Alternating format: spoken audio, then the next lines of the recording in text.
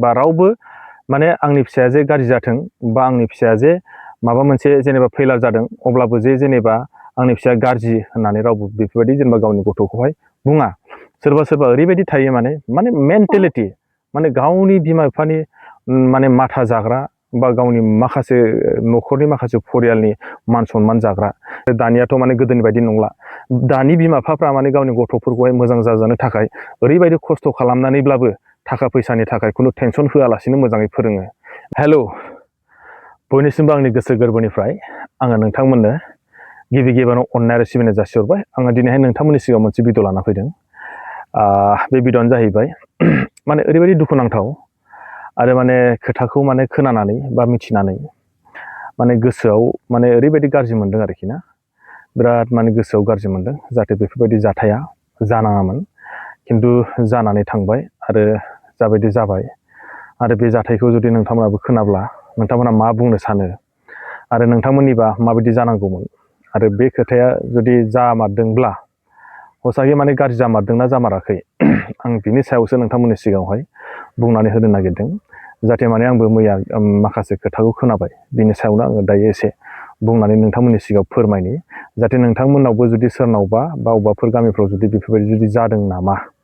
जुदि जादोंब्ला बिथांमोननि सायावहाय माबायदि एक्सन लानाया गाहाम जागोन आरो माबायदि खालामोब्ला माने बिनि माखासे लाइफआ रिकभारि जागोन बा सोरनिबा न'खरा माने मोजां लेभेलाव फैफिनगोन। खिन्थु गोदोहाय मोजाङैनो दंमोन खिन्थु दायो मा जाहैबाय सा ससेयावसो जेला माने गथ'खौहाय जाय गथ'खौहाय जायखौ जेनेबा गावनि माने मोनसे सिमां थायो, बे सिमाङा जेब्ला माने फेलार जायो बा माने फैमाल जायो अब्ला सिमां सुजुग्राया बा सिमां नुग्राया माबायदि मोनो नङा होमबा। बेनि सायावनो आङो दायो फंनैसो नोंथांमोननि सिगाङाव बुंबाय दङ। खिन्थु खोथाया माने मा जाहैबाय ओरैबायदि गाज्रि जाथाय माने जायखौ नोङो गावनि असे फिसा होननानै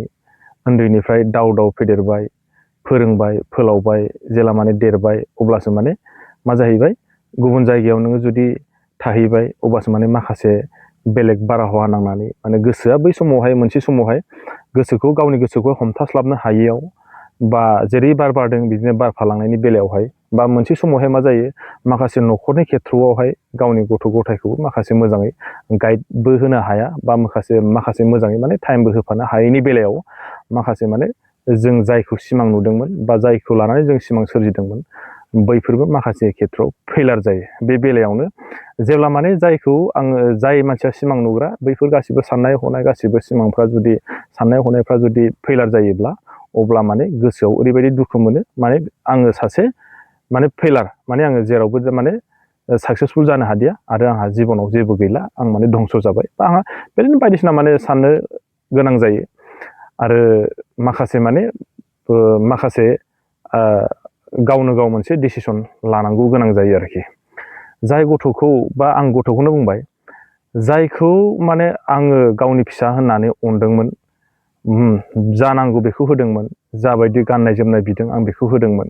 खिन्थु मोनसे समावहाय मा जाहैबाय बियो जायनो थाखा होनानै फोरोंग्रा बा जेखौ नांगौ होननानै बेखौनो होनानै फोरोंबाय खिन्थु बैखौनो जायहा बिनिफ्राय जाखिनि बिनानै मोनबाय लाबाय देरबाय गाव देरबाय बा गावबो माबा मोनसेनि खेथ्रआव गावबो माने फेलार जाबाय, बे बेलायाव मा जाहैबाय उनावहाय गावनि जोनोमगिरि बिमा बिफायासो माने दायनिगिरि जाहैयो। मानो होनना बुङोबा माने साला आंनो जेबो होआखैमोन बा आंनो ओरैबायदि होनो हायाखैमोन होननानै। खिन्थु सासे गार्जेन हिसाबैहाय गावनि गथ'खौहाय बा गावनि फिसाखौहाय रावबो गाज्रि जाजानो लुबैया बा रावबो माने आंनि फिसाया जे गाज्रि जाथों बा आंनि फिसाया जे माबा मोनसे जेनेबा फेलार जादों अब्लाबो जे जेनेबा आंनि फिसाया गाज्रि होननानै रावबो बेफोरबायदि जेनेबा गावनि गथ'खौहाय बुङा। खिन्थु बे बेलायाव जाहैबाय मा ओइ गथ'फोरा सोरबा गथ'फ्रादि आं सोबखौबो बुङाखै माने सोरबा ओरैबायदि थायो माने मेन्टेलिटि माने गावनि बिमा बिफानि माने माथा जाग्रा बा गावनि माखासे न'खरनि माखासे फरियालनि मान सनमान जाग्रा। जिमानखिनि गाव जुदि 25-26 जुदि बोसोर जालायनाय गथ'आ बे एसेबाबोथ' दा बुजिनांसिगौना बियो नङा होमबा। जुदि 15-16 बोसोरनिबा एसे बेलेग बाथ्रा, 25-26 जालायनाय बैसोनि सासे गथ'आ बा सासे मानसिया एसेबाबो माथायाव हाबनांगौमोन बा माथायाव हाबनांगौ जे आंनि न'खरा माबायदि, आं माबायदि न'खरनिफ्राय जेनेबा आङो जेनेबा फैनाय बा आं माबायदि न'खरनि मानसि बा आं माबायदि खान्दानि मानसि गावनो एसे बुजिनानै लानाया गाहाम जुदि बिमा बिफानाव जुदि गाव 25-26 बोसोर जालायनाया जुदि 2 लाख 3 लाख गाहाम जुदि दाबि खालामब्ला होमबा बैफोर बेसेबां माने सानथावना आरो बेसेबां जाथावना जाथाय नङा होमबा जुदि नोंथांमोनहा जुदि बेबायदि जुदि खोनायोब्ला जुदि बे हसा बेसेबां रियेल बेसेबां जेनेबा जाथावगौ ना जाथावनाङा बेबायदि जेनेबा सासे बिफानाव जुदि 2 लाख गाहाम जुदि दाबिलायदोंब्ला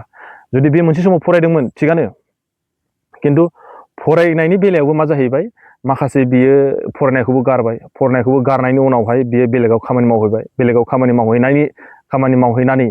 बियो मा जाहैबाय माने गावनि लाइफखौनो माने जेबोआनो सानला बियो बिदिनो बायदिसिना जाग्रा जाबाय ड्राग्स जाग्रा बां सोबग्रा जाहैबाय गेम गेलेनायनि उनावहाय मा जाहैबाय नै बियो न'आव माने गाबोन एसे समफोर एसे फैसा दाबि खालाम लास्टआव मा जाहैबाय 2 लाख माने बास नांगौ आंनो बेबायदि माने नङाबा नों थानो हाया सानफ्रामबो माने दुमदाखाल ओरैबायदि माने जाय गथ'खौ माने सासे जोरोमगिरि बिमा आरो बिफाया जाबायदि अनदोंमोन जाबायदि माने गावनि फिसा होननानै दाव अनदोंमोन फेदेरदों फोलावदों बिनि उनावहाय मा जाहैबाय सा ससेयाव मा जाहैबाय मा बुंगोन दा बेखौहाय जुदि बेबायदि जायोब्ला होमबा बैफोरबायदि मानसिखौ मा खालामनांगौ आंनो बेखौसो नांगौ दा जों जुदि बेफोरबायदि जुदि जायोब्ला जोंनि गामिनि माखासे रायजोफ्रा मा खालामनांगौ बिनि सायाव जोंनि माखासे रायजोफ्रा बेखौहाय कुइक एक्सन लानांगौ ना लानाङा आरो माबायदि एक्सन लानांगौ बा लानाङा बिनि सायाव नोंथांमोना मा बुंनो सानो जायखिजाया नैबे कमेन्टनि गेजेरजों खिन्थिहरबानो जाबाय खिन्थु आंनिब्ला माने माबोरै जाहैबाय जायगायावबो जोंहा माखासे रायजोफोर थायो नङा होमबा गामि हिसाबैहाय समाज दङ समाजाबो बिनि सायाव मोजाङै बिजिरनांगौ बिजिरनायनि बेलायाव बेखौहाय माबायदि माने डिसिसन लानाय जायो रायलायलायनायनि गेजेरजोंहाय जों बिनि सायाव माखासे रायलायनांगौ सावरायनांगौ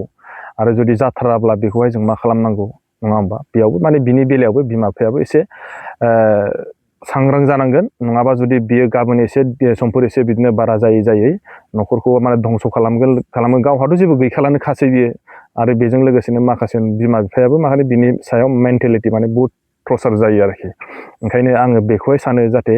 बेफोरबायदि जुदि हसा जुदि जाथारदोंब्ला जुदि अबेबाफोर जुदि जायगायाव जादोंब्ला बा सोरनिबाफोर न'खरफ्राव जुदि जादोंब्ला हसाके जोङो बिनि सायाव मोजां मोनसे माने बा रायजोआव रायलायलायनायनि गेजेरजोंहाय मानो होनना बुङोब्ला माने बेजों लोगोसे सोरबा गामिनि सोरबा सासे सानैयाबो थाफानो हागौ जुदि सोरबा सासे सानै हाबफानानै ओरै फैबाय थानाय उनावहाय सासे जुदि दाजाबफालांबाय थायोब्ला होमबा उनावहाय बिसोर माने गें सिस्टेम जाहैगोन अब्लाना आरोबाव बिनिख्रुइ बांसिन माने भयानक गाज्रि जाहैगोन आरोखि बेनिखायनो आं सानो गामियावनो बेखौहाय माखासे मोजां रायलायलायनायनि गेजेरजों बा माखासे आफादफोरखौ लेंहरलायनानै मोजां रायलायलायनानै बिथांमोननियावहाय माबायदि डिसिसन लानाय जायो जुदि पानिशमेन्ट होनांगौबा माबायदि पानिशमेन्ट होनांगौ रायजोआनो डिसिसन लानानै बिनि सायाव मोजां गाज्रि खोथा रायलायनानै बिसोरखौहाय माने फाइनाल डिसिसन लानानै फोजोबनांगौ आरोखि नङाबा बिथांमोना मा जाहैगोन माने लासैनो बारायनानै गें सिस्टेम जाहैगोन आजिखालि मा जाहैबाय माने बेफोरबायदिसो थांबाय दं माने गावनि माखासे सोलोंनांगौ टाइमावहाय सोलोङालासिनो अबेबा लामा दथा अबेबा बेरायलाबायनानै टाइम पास खालामनानै अबेबा बिदिनो जाला लोंला खालामनानै ओरैनो टाइमखौ बेखार खालामनानै उनावहाय मा जायो ओरैबो जाला हिनजावा गोसथोनोसै हिनजाव गोसथोखांनायनि उनावहाय हाबा जानोसै हाबा जाखांनायनि उनावहाय मा खालामनो दा गथ' गथायखौथ' फिनांगोन ना बियो उनावहाय माने बाहेरायाव खारनांनोसै होमबा मा जाखो बियो नङा होमबा ओंखायनो बुङो माने गाव जुदि फार्स्टआवनो जुदि मोजां थानो लुबैयोब्ला होमबा बेयो खस्थ' खालामनांगोन उनावहाय जुदि मोजां थाहैनो जुदि लुबैदोंबा बे फार्स्टखिनियाव बिराद खस्थ' खालामनांगोन आरो बेबो ओरैबायदि खस्थ' नङा माने दानि जुगावथ' माने फेन दङ कारेन्ट दङ नों माने जिरायनांगौ फरायनांगौ बास बेल' नङा होमबा आरो दानियाथ' माने गोदोनि बायदि नंला दानि बिमा बिफाफ्रा माने गावनि गथ'फोरखौहाय मोजां जाजानो थाखाय ओरैबायदि खस्थ' खालामनानैब्लाबो थाखा फैसानि थाखाय खुनु टेनसन होआलासिनो मोजाङै फोरोङो बे बेलायावहायनो आङो बेखौनो बुंबाय जुदि बेफोरबायदि जुदि जादोंब्ला जोंनि माखासे गामियावनो बेफोरखौ रायलायनानै समाधान खालामनांगौ होननानै आं सानो आरोखि जायखिजाया नोंथांमोना भिडिअखौ माबायदि मोनखो जेनेबा नुनानै बा आंनि नैबे बुंनाय भिडिअखौ खोनानानै खिन्थु बे जाथाया जादों नंगौ रियेलि खिन्थु बिनि सायावहाय जुदि माबायदि डिसिसन लानांगौ लानाङा नोंथांमोनहाबो नैबे आंनि भिडिअनि गेजेरावहाय कमेन्ट बक्सआव लिरनानै हरबा खिन्थु आंबो गोजोननाय मोनगोन आरोखि नोंथांमोना जुदि भिडिअखौ नायनानै माबायदि मोनो निसय कमेन्टखौ हरगोन बा कमेन्टखौ आङो मोनगोन होननानै आसा फारिनाय थाबाय आरो बेजोंनो लोगोसे आं भिडिअखौ बेखिनियावनो दोनथ'बाय